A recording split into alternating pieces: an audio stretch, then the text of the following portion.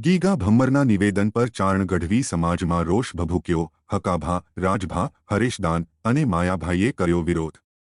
ગુજરાતમાં ચારણ અને આહિર સમાજ વચ્ચે મહાવિવાદ શરૂ થયો છે, કારણ કે આહિર અગ્રણી એવા ગીગા ભમ્મરે ચારણ સમાજ અને તેમના માતાજી વિશે જાહેર મંચ પરથી અશોભનીય ટિપ્પણી કરી છે. ગીગા ભમ્મરના નિવેદન બાદ ચારણ સમાજમાં રોષ. આહિર સમાજના આગેવાનોએ પણ વ્યક્ત કર્યું દુઃખ. ગીગા ભમ્મર વિરુદ્ધ કાર્યવાહીની કરી માંગ.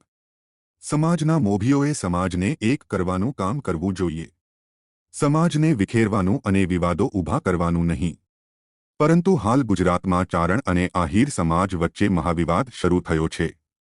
કારણ કે આહિર અગ્રણી એવા ગીગા ભમ્મરે ચારણ સમાજ અને તેમના માતાજી વિશે જાહેર મંચ પરથી અશોભનીય ટિપ્પણી કરી છે.